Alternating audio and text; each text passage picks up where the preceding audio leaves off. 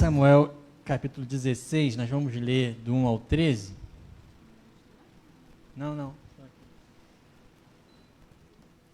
ler do 1 ao 13, mas hoje, como eu ia usar muitos versículos, eu botei todos eles no telão. Então, se você quiser acompanhar lá, ao invés de abrir sua Bíblia, ligar sua Bíblia, ficar mais fácil, você pode fazer isso também, tá bom? Só organizando aqui. Essa semana aconteceram muitas coisas e eu conversei com muitas pessoas. Dia a dia, coisas que acontecem, mas tem pessoas que a gente conversa e te botam assim mais, né, para cima, e tem aquelas pessoas que dão aquela, sabe, aquela voadora no seu peito, e depois que você cai, você ainda está se recuperando, vem um chute no estômago. Às vezes a gente conversa com pessoas assim. E eu cheguei, estava falando com o Marissa em casa, eu falei assim, é culto jovem, não queria pregar não queria fazer nada, queria ficar num canto escondido. E fiquei decidido a isso, e durante o dia eu fui fazendo as coisas normais do dia a dia, na sexta-feira, e quando eu estava tomando banho, veio uma música na minha cabeça, e eu fiquei pensando sobre essa música, aí eu fiquei jogando bolinha pro meu cachorro lá, pensando nessa música. E não sei se você tem os momentos que você sabe assim, é esse momento que eu vou estar falando com Deus, eu vou estar orando, eu vou estar organizando os pensamentos. E às vezes eu faço isso, eu falei outro dia lavando a louça, né? E agora caminhando com os cachorrinhos também eu faço isso. E eu estava andando com eles lá e Deus foi colocando uma palavra assim no meu coração, e quem me conhece de perto sabe que eu sou um pouco desorganizado com algumas coisas. E a gente ela vendo televisão, eu fui anotando algumas coisas, sabe, aquele papel rabiscado, não sei o quê.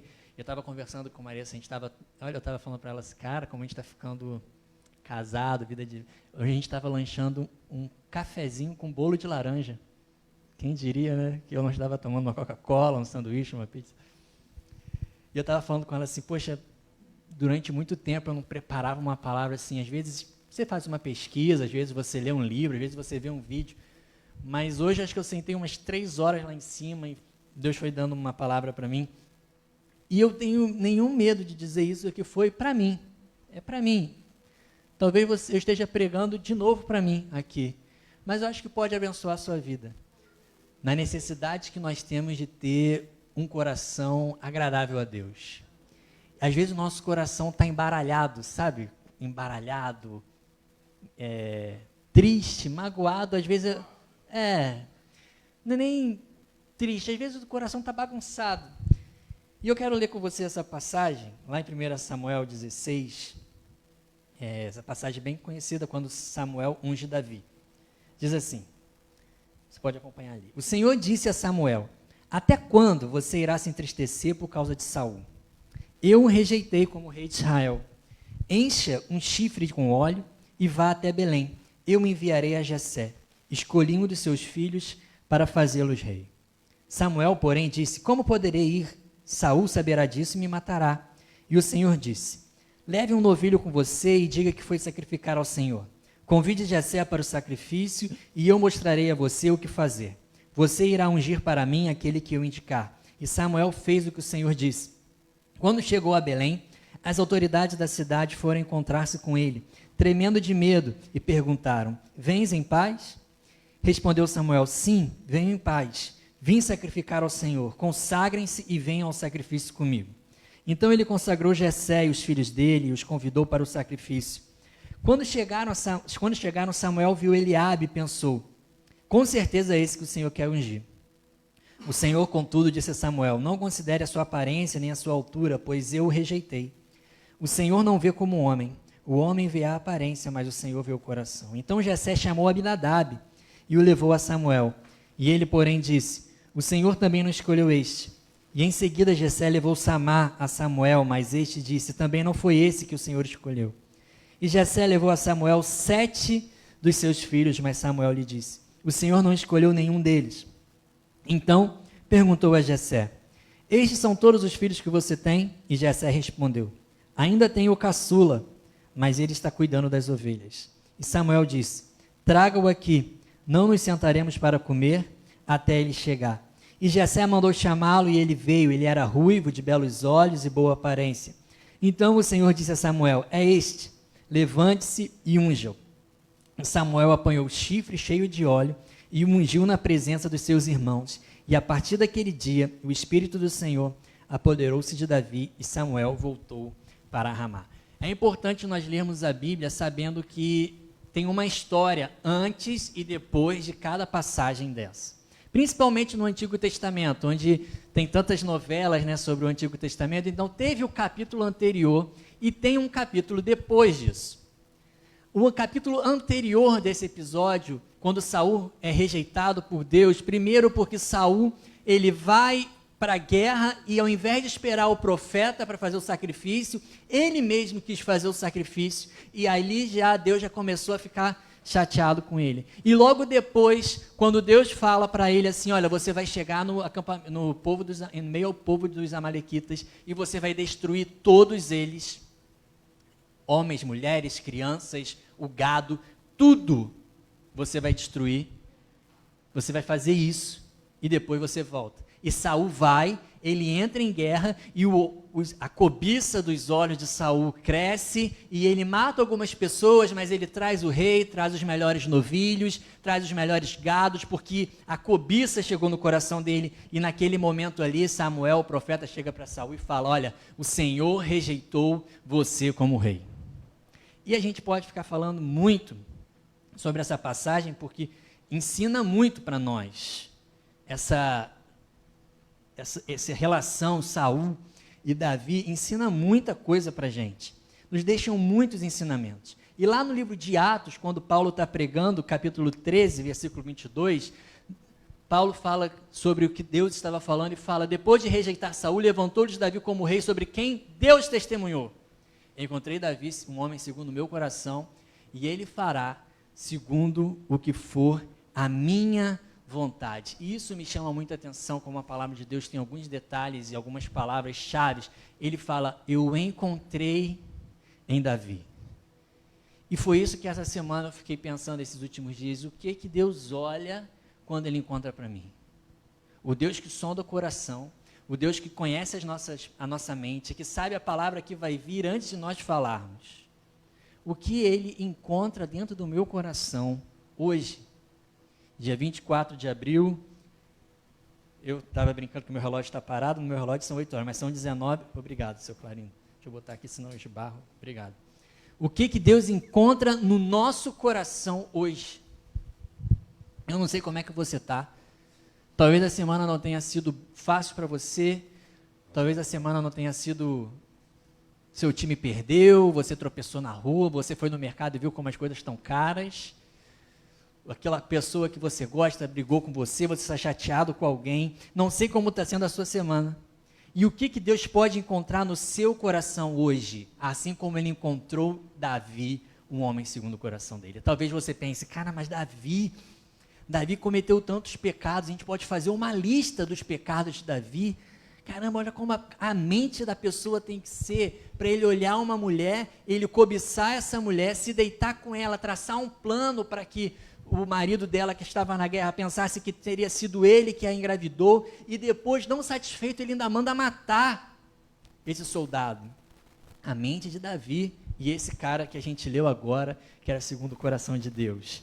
Mas o mais importante na nossa caminhada cristã, mais importante do que ter um coração pronto, é você ter um coração tratável. Você pode falar isso para quem está perto de você, mais importante que um coração pronto,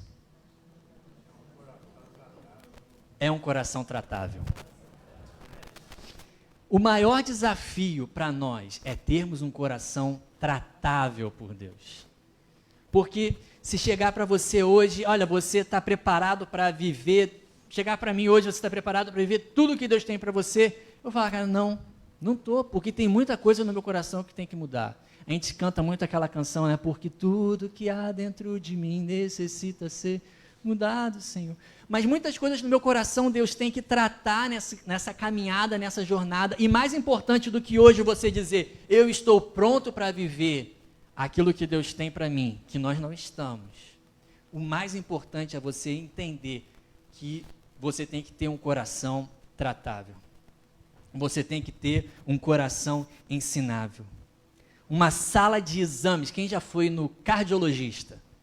Cardiologista. Eu fui há um tempo atrás no cardiologista e deitei lá, fez aquele mapa, né?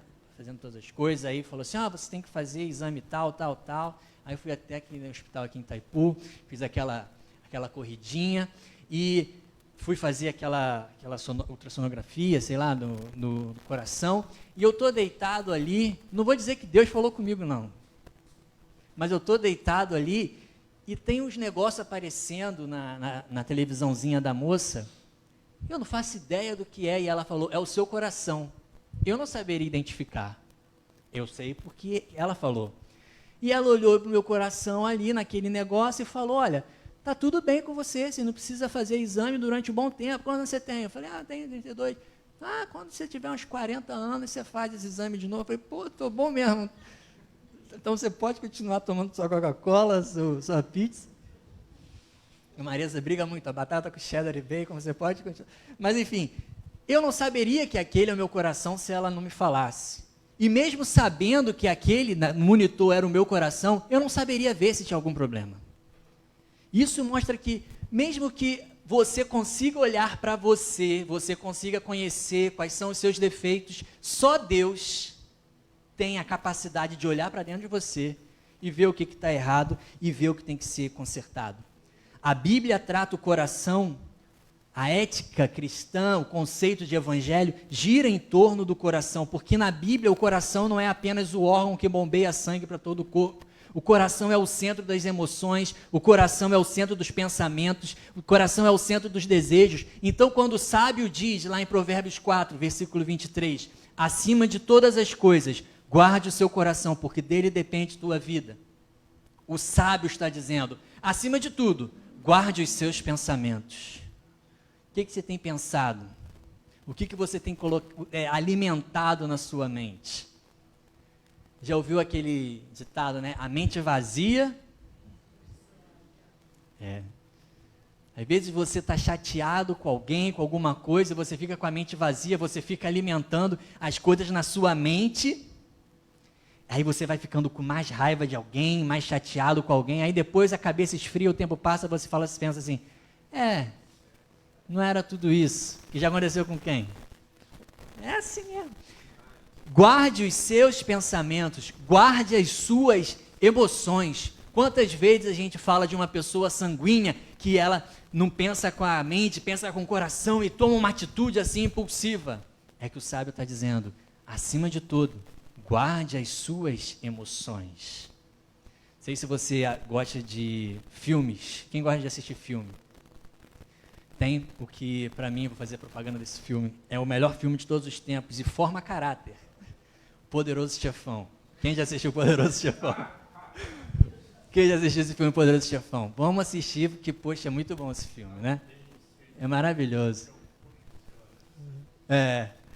E tem uma cena do Poderoso Chefão, onde lá o Don Corleone está com seu filho, Sonny, numa reunião, e o Sonny, muito impulsivo, né? Ele vai e toma a frente, e ele fala, e ele até fala, perdão pelo meu filho, ele é um garoto.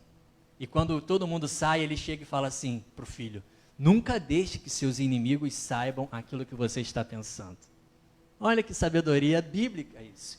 Guarde as suas emoções, guarde os seus sentimentos, guarde os seus desejos.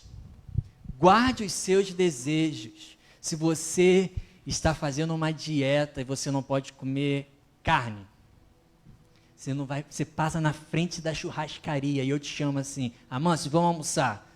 Vamos para a churrascaria? Você vai falar, cara, não, lá eu não posso.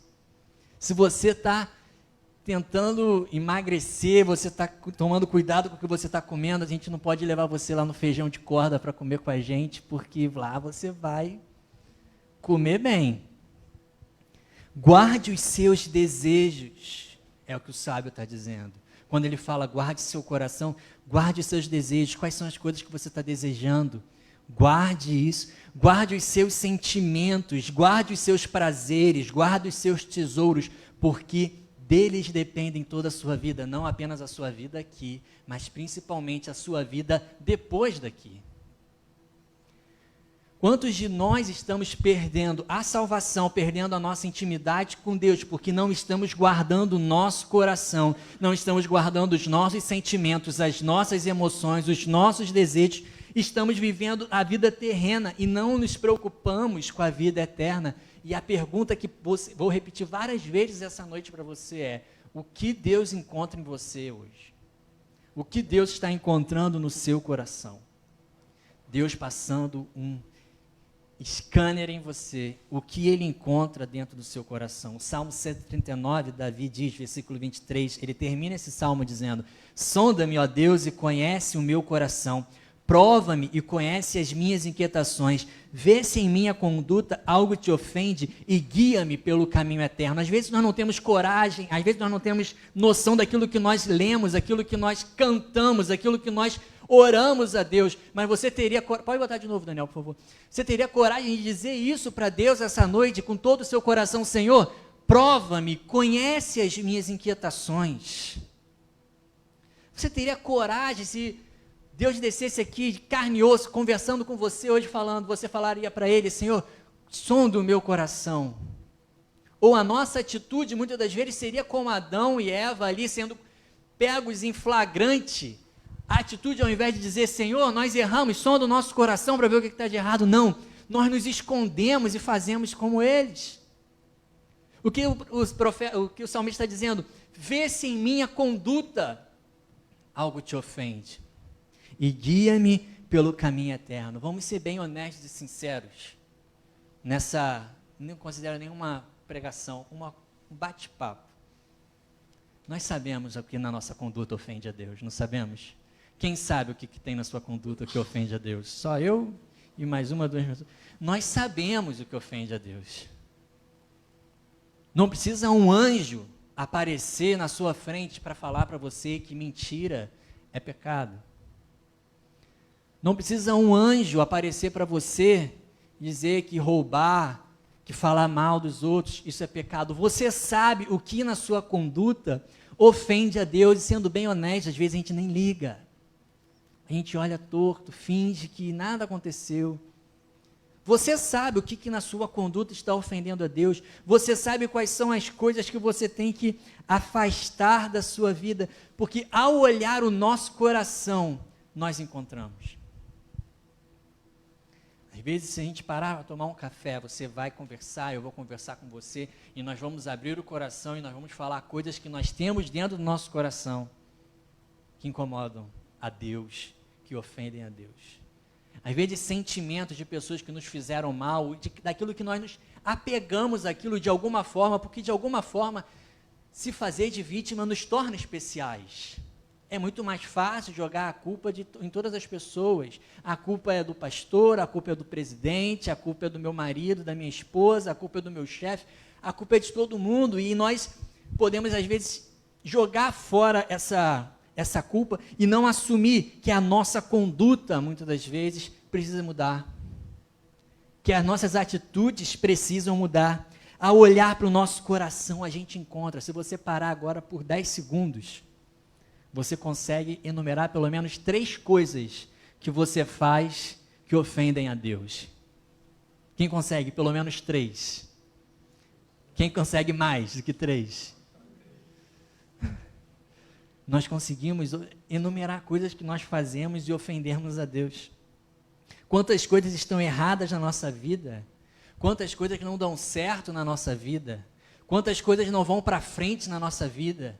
Não é porque você tem que fazer isso ou aquilo, você tem que fazer alguma coisa para alcançar o favor de Deus, mas porque o seu coração está contaminado. Olha o que o salmista fala, lembra? O sábio fala: acima de tudo, guarde o seu coração, porque dele depende toda a sua vida. Ou seja, se a sua vida tem algumas coisas que estão dando errado, é porque você não está guardando o coração. Porque você está fazendo coisas erradas. E não olha para o lado agora, é olhar para dentro. Porque às vezes a gente ouve essa mensagem e o fariseu que a gente tem dentro da gente, A gente pensa assim, se fulano tivesse aqui, ó, essa palavra é para ele, ó, essa palavra é para minha esposa. A gente pensa isso, mas é para mim, é para você. Não olha para o lado, olha para dentro de você e vê, na minha conduta, o que ofende a Deus. Você não consegue ser o líder que você deseja, você não consegue ser o marido, a esposa que você deseja, você não consegue ser o filho que você deseja, você não consegue ser o amigo que você deseja, não é por culpa dos outros, mas porque existe algo de errado com o seu coração.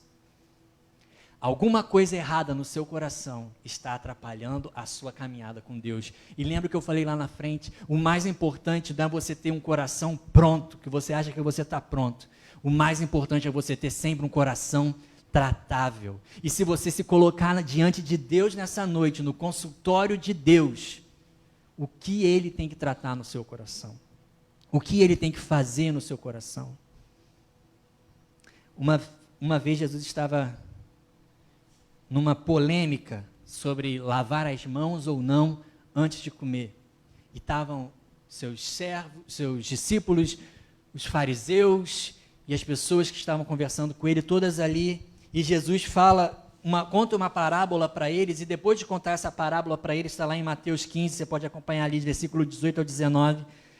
Jesus vai resumindo a parábola, ele fala, mas as coisas que saem da boca vêm do coração, e são essas que tornam o homem impuro. Olha só, as coisas que saem da boca vêm do coração. E são essas coisas que tornam o homem impuro. Mais uma pergunta para eu me fazer, para você se fazer. O que sai da sua boca? O que sai da sua boca? Eu falo algo por mim, eu tenho que aprender muito a parar de reclamar. Eu tenho que parar muito a olhar o lado ruim das situações, muitas das vezes, porque o que sai da minha boca vem do meu coração. E se eu me atentar a isso, essas coisas estão mostrando que o meu coração está contaminado. Porque olha só o que Jesus continua dizendo, porque é do coração do homem que saem os maus pensamentos. É do nosso coração contaminado que saem os maus pensamentos. Os homicídios, a gente não vai nem aprofundar muito nesse tema, porque não cabe aqui. Mas você lembra quando Jesus fala que aquele que já fala para o seu irmão que você é louco, seu doido, já está cometendo um homicídio dentro do seu coração, né? Jesus fala isso. Os adultérios, olha o que Jesus fala também antes, aquele que já olha para a mulher do próximo e a cobiça já está cometendo adultério no seu coração. As imoralidades sexuais, os roubos, os falsos testemunhos e as calúnias. Essas coisas que tornam o homem impuro não era o fato de lavar a mão ou não lavar a mão antes de comer, se o que eles iriam comer era não o que entrava no homem, mas o que saía do homem denunciava o que tinha no seu coração. E se a gente parar para pensar, meu irmão, eu acho que se a gente se colocar diante de Deus, entra aquele assunto que eu preguei alguns meses atrás, nós somos piores do que a gente pensa. Nós somos piores do que a gente pensa. Jesus fala isso, o que sai da sua boca, as atitudes da sua mão, elas vêm do coração. E o que Deus encontra no seu coração nessa noite? O que Deus encontra olhando para dentro de você? O Deus que sonda todos os corações e pode encontrar o que está dentro do seu coração, no íntimo, bem guardado, o que Ele encontra em você nessa noite. Você está aqui hoje cantando, você está aqui hoje adorando a Deus, você deixou de fazer alguma coisa hoje para estar aqui. Você abriu mão de fazer algo para estar aqui nessa noite, mas não conseguimos desfrutar da presença de Deus, não conseguimos adorar a Deus, porque o nosso coração precisa ser tratado. Você quer que Deus cumpra os seus propósitos na nossa vida, o seu coração tem que ser tratado. Você quer que Deus cumpra os propósitos dele na nossa igreja, o nosso coração precisa ser tratado, senão não vai acontecer nada. Porque o nosso coração precisa ser tratado. O meu coração precisa ser tratado. E se você hoje, nessa noite, não reconhece que o seu coração precisa ser tratado, é o maior aviso que Deus poderia te dar, que o seu coração precisa ser tratado. O nosso coração precisa ser tratado por Deus. Lá em Mateus 5, versículo 8, no meio das bem-aventuranças, Jesus fala: bem-aventurados são os puros de coração, porque essas pessoas vão ver a Deus. Se eu perguntar, não vou nem perguntar, assim, quem quer ver Deus aí? Todo mundo levantaria sua mão. Olha o que Jesus fala: bem-aventurados puros de coração, porque essas pessoas vão ver Deus. O salmista clama, Davi, né, depois de cometer esse pecado, Davi fala: cria em mim um coração puro e renova um espírito inabalável.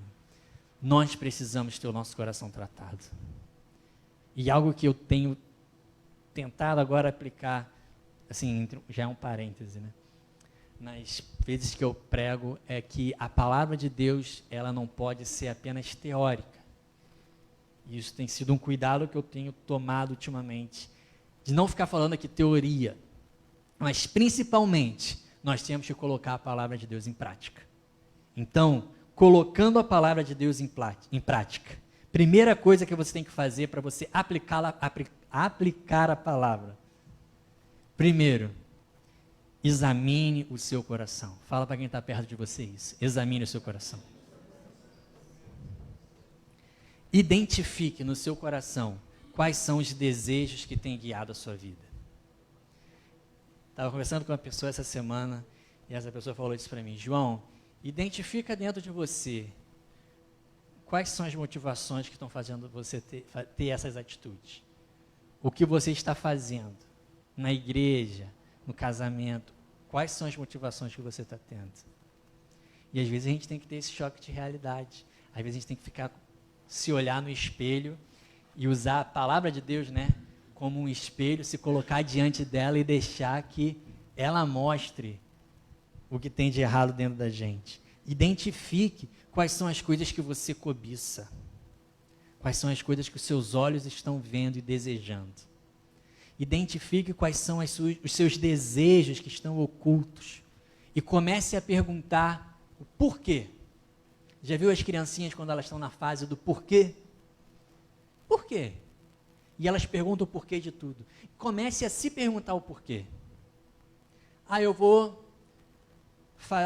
fazer isso. Por que você vai fazer isso? Por que eu vou fazer isso? Eu estou falando assim com os meus amigos. Eu estou sendo mal educado, estou sendo grosso. Por que você está fazendo isso? Eu estou falando palavrão. Por que eu estou fazendo isso? Eu estou com desejos impuros. Por que você está com desejos impuros? Por que eu estou pensando isso? Por que eu estou sentindo isso? Por que eu estou falando? Por que eu estou fazendo? Comece a se perguntar o porquê. E quando você se perguntar o porquê, você vai começar a entender o que na verdade tem sido mais importante para você. Quais são as coisas que você coloca em primeiro lugar na sua vida? Todos nós tomamos decisões no nosso dia a dia, consciente ou inconscientemente. Nós sempre queremos tomar decisões que nos beneficiam, de coisas que nós já conhecemos, de caminhos que nós já percorremos, hoje achamos que será o caminho mais fácil. E se você começar a se perguntar o que tem sido mais importante, qual tem sido a minha prioridade, o que tenho buscado no íntimo do meu coração, a gente segue as palavras de Jesus, quando Jesus diz, em Mateus 6, 21, onde estiver o seu tesouro, ali vai estar o seu coração. Onde está o seu tesouro? Seu tesouro está no dinheiro, é o dinheiro que guia a sua vida, é o dinheiro que fala para você o que você pode ou não pode fazer. Seu tesouro está no reconhecimento das pessoas, no lazer, na religião, nos bens, nas viagens. Aonde está o seu tesouro? Em adquirir conhecimento, tendo um pouco mais de convívio com essas pessoas, com as pessoas que gostam de estudar a Bíblia, etc. Eu tenho, às vezes, visto como nós gostamos de ter o conhecimento, tem gente que quer estar certo em tudo, quer ter a razão de tudo, a palavra final de tudo, querem saber aquilo que está escondido na Bíblia, como se tivesse uma revelação única e exclusiva. Ali está o tesouro dessas pessoas. E aonde estiver o seu tesouro, ali vai estar o seu coração. Você pode estar aqui, seu corpo pode estar aqui, mas seu coração pode estar lá fora. Seu coração pode estar lá fora no jogo do Botafogo. Seu coração pode estar lá fora nos bens que você quer, você possui ou que você quer possuir. O seu coração pode estar lá fora nas viagens que você quer fazer, nas coisas que você quer fazer depois daqui, dos prazeres que você ama desfrutar. O seu coração pode estar lá fora. Lá em 1 Coríntios, capítulo 11, Paulo fala lá, versículo 28, examine o homem a si mesmo, e então coma do pão e beba do cálice. Pois quem bebe, come e bebe, sem discernir o corpo do Senhor, come e bebe para a sua própria condenação. Pois isso há entre vocês muitos fracos e doentes, e vários já dormiram. Você está lendo o que está ali? Muitos fracos e doentes e... Volta aí. Muitos fracos e doentes e muitos já dormiram. Daniel já deu um spoiler para você do próximo versículo, né? Bota agora o próximo versículo, Daniel. Mas se nós examinássemos a nós mesmos, não receberíamos o juízo. Que você saia daqui nessa noite e faça esse autoexame. Que você olhe para você e comece a ver o que precisa mudar. O que precisa ser transformado. Segunda coisa que você tem que fazer para aplicar a palavra: jogue o lixo fora. Fale para quem está perto de você isso. Jogue o lixo fora. Toda segunda, quarta e sexta passa o lixeiro lá em casa. E Marissa sempre manda para mim de manhã, ou ela avisa já em 5 dias de antecedência, ela já fala: amanhã é dia do lixeiro. Hoje é dia do lixeiro. Ela fica me avisando sempre. Porque se eu pegar aquele lixo todo, aquele lixo da cozinha, de cachorro, pegar, botar dentro do saco, saber que aquilo faz mal, botar dentro da minha casa, né? Porque se eu botar fora, o lixeiro vai levar. Deixar ele dentro da minha casa e for lá para dentro. E Marissa falar assim: João, você já botou o lixo fora? E eu falar: Marissa, já identifiquei o lixo, já vi o que estava fedendo, já vi o que eu tenho que jogar fora, botei tudo dentro do saco, amarrei e deixei aqui dentro. Adianta alguma coisa? Porque eu sei que aquilo vai ficar com cheiro ruim, vai atrair bicho, atrai doença. E na nossa vida a gente faz isso. Nós sabemos o que faz mal, nós sabemos o que temos que jogar fora, nós sabemos o que está nos atrapalhando, a gente bota dentro de um saco, deixa lá no cantinho, deixa às vezes uns 2, 3 dias lá, e quando a gente sente saudade, a gente volta para lá e pega tudo de novo. Mas se o sábio diz, tudo vem do coração, por que que nós temos jogado lixo dentro dele? Lembra quando eu falei do médico? Imagina se o médico fala para mim: João, você vai ter que fazer exame tal, exame tal, exame tal, exame tal, pode ir lá no consultório tal, pronto. E eu vou lá, eu pego toda aquela prescrição, eles falam: olha, você tem que tomar tal remédio, você tem que fazer isso, fazer exercício físico, e eu pego aquilo, guardo no meu bolso, vou para minha casa, deixo dentro da gaveta. Significa que eu fui no médico, ele me deu o diagnóstico, ele me deu o tratamento, mas eu não estou seguindo o que eu tenho que fazer. E nós somos assim no reino de Deus. Quantas vezes você repetiu orações, quantas vezes você repetiu propósitos porque você não teve coragem de tomar a decisão de jogar o lixo fora. Assim como o povo de Israel saiu do Egito, o povo que clamava por liberdade, clamava pela terra prometida, mas quando eles estavam caminhando, eles falavam: Moisés, foi por falta de túmulos que você nos trouxe para cá, que a gente possa voltar para o Egito e morrer lá como escravos. Tem gente que prefere morrer e voltar para aquilo que está matando ele, do que se livrar e jogar o lixo fora. Todas as decisões da nossa vida seriam muito mais simples se nós aprendêssemos a fazer esses passos. Jogar o lixo fora. Jogar os sentimentos fora.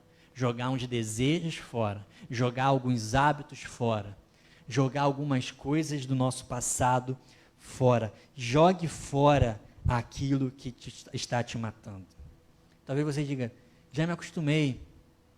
Talvez você diga que não tem nada demais. O pastor Arnaldo, quinta-feira, falou essa frase, né? Que no inferno vai ter uma placa, não tem nada demais, não é isso? Nada a ver, não tem nada a ver. E talvez você pense, não tem nada a ver isso, não tem nada a ver aquilo, já me acostumei. E o lixo vai aumentando, o lixo vai acumulando, e o cheiro vai ficando tão insuportável, mas já é tolerável. Às vezes o cheiro está tão ruim, mas você já se acostumou, então não faz falta, não faz diferença. Já está tolerável para você. E o grande erro na nossa vida é quando o pecado, quando as coisas erradas já se tornam toleráveis para nós. Lá em Provérbios 6, versículo 16 ao 19, diz assim: há 6 coisas que o Senhor odeia, 7 coisas que ele detesta: olhos altivos, língua mentirosa, mãos que derramam sangue inocente, coração que traça planos perversos, pés que se apressam em fazer o mal, testemunha falsa que espalha mentiras e quem provoca discórdia entre irmãos. Essas são as coisas que o Senhor odeia. E sabe qual é o nosso maior erro? Nós temos tolerado coisas que o Senhor odeia. Você pode falar para o seu vizinho: não tolere aquilo que Deus odeia. Não tolere aquilo que Deus odeia. Jogue o lixo fora. E para a gente terminar, deixe Jesus entrar no seu coração. Toda a sua vida vai mudar. Todas as suas perspectivas vão mudar quando Jesus entrar no seu coração. Se nós olharmos ao longo da história da humanidade, ela é dividida em antes e depois de Cristo. Se nós olharmos a nossa vida, é a mesma coisa. Eu vou falar por mim, eu cresci dentro da igreja. Meu pai, desde que eu tinha 4 anos, é pastor. Minha mãe trabalhando na igreja. Eu com meu irmão sempre fomos criados dentro da igreja. Todos os meus avós são cristãos e ativos dentro da igreja. Fomos criados ali, todos os dias. Às vezes saía da escola, ia para a igreja, ficava lá. Todos os cultos a gente estava lá. Todas as atividades a gente estava lá. Mas teve um dia que eu tive a minha experiência com Deus e ali minha vida foi dividida em antes e depois de Cristo. Podia ter sido legal antes de Cristo, mas a vida é transformada depois dele. Porque é na nossa caminhada que ele vai nos transformando. É na nossa jornada que ele vai nos transformando. Às vezes a gente tem pressa e acha que a vida vai mudar num estalar de dedos, que você chegue, a gente vai orar, fazer uma oração e fala: quem quer aceitar Jesus, vem aqui à frente, levante sua mão, repita uma oração, você se batiza, você faz todos os rituais, mas o que transforma a nossa vida é a nossa caminhada com Deus. O tempo que você passa com Ele, o tempo que você tem de oração, o tempo que você tem com o seu devocional, as coisas que você tem que ir jogando fora ao longo da jornada. Deus está mais preocupado com a sua jornada do que propriamente com o seu destino, porque você não vai chegar no seu destino se você não tiver a sua jornada sendo transformada por Ele.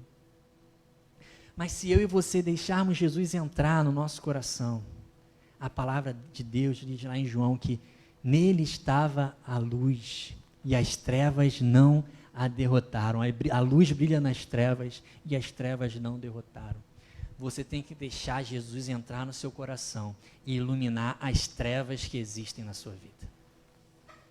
As trevas que existem dentro de você. Todos nós temos. Não é porque eu estou aqui com o microfone na mão que eu sou melhor do que você. Eu tenho certeza que eu não sou. Eu tenho certeza que Deus tem muita coisa para trabalhar no meu coração. Muita coisa. Eu tenho certeza que Deus tem muita coisa para fazer dentro de mim, para mudar. Mas tem coisas que nos perseguem ao longo dos anos. Eu me lembro quando eu tinha 8 anos de idade. Minha avó deu um relógio para o Davi. E não deu um relógio para mim. E minha avó morava no Fonseca, lá na Teixeira de Freitas. Eu me lembro exatamente como se fosse ontem. O pessoal da igreja tinha ido para um evento, meu pai foi nos buscar, porque eu estava chorando muito e revoltado lá. E meu pai me buscou, Davi ficou lá na casa dos meus avós, e eu fui para casa. E tem coisa, eu estava falando com a Marissa hoje, que tem experiências que marcam a nossa vida, né? Eu me lembro que naquele dia eu deitei na cama, e durante a noite meu pai deitou ali comigo, e ele começou a orar, e ele falou coisas assim que 24 anos depois ainda estão na minha cabeça. E ele falou sobre isso para mim, a necessidade de ter um coração ensinável por Deus, um coração tratável por Deus. Porque o que Deus vai fazer na minha vida não é pela minha habilidade, não é pelo meu talento, não é se eu estudar, terminando essa faculdade, a faculdade de teologia, se eu aprender a falar em público, o que Deus vai fazer na minha vida não é nisso. Onde você vai chegar é onde o seu coração, a profundidade do seu coração é que vai determinar a altura daquilo que você vai construir com Deus. É a profundidade do seu coração. Acho que foi no começo da pandemia que num dia, a gente nem era casado ainda, o pastor Maurício falou isso para mim lá um dia. Cave os seus poços.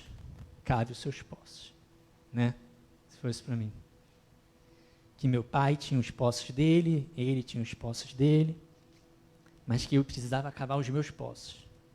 E durante muitos anos, 2 anos, isso ficou na minha cabeça e eu entendi isso sexta-feira à noite. É o que nós vamos cavar, o que você for cavar, que vai determinar no poço que você cavar, o quanto de água você vai ter. Já parou para pensar nisso? Que você pode pedir pela chuva, mas se você não preparar a cisterna, a chuva vai cair e vai embora. Nós não vivemos o que Deus tem para a gente porque nós não temos um coração ensinável, um coração tratável, um coração profundo. Deus tem milagres para fazer, Deus tem sonhos para realizar, Deus tem projetos para serem cumpridos que não são cumpridos porque eu e você não temos um coração profundo. E que nessa noite a gente se coloque diante de Deus. E a gente se coloque diante dele e peça, Senhor, eu quero ter um coração profundo. Eu quero ter um coração. E continuando, para terminar aquela história quando eu tinha 8 anos de idade. Meu pai orou por mim, naquele dia, como tinha tido um evento antes na igreja. A gente acabou se atrasando e o pessoal começou o louvor. E naquela noite eles estavam cantando uma música. Naquela manhã eles estavam cantando uma música. A gente vai cantar essa canção daqui a pouco. E era exatamente tudo que ele tinha falado para mim. A necessidade que nós temos de ter um coração igual o coração de Deus. Se você, assim como eu, se coloca diante de Deus nessa noite e diz, Senhor, eu quero ter esse coração. Eu ia pedir primeiro para você curvar sua cabeça. Por favor. Você que está em casa também, né? E se você nessa noite diz isso, eu reconheço que eu preciso ter esse coração. Eu ia pedir para você ficar de pé onde você estiver. Eu não vou chamar você aqui à frente. Mas se você nessa noite diz, Senhor, eu preciso um coração igual ao teu. Eu preciso ter um coração, Senhor, igual ao seu. Eu pedi para você ficar de pé onde você estiver. Senão você pode continuar sentado.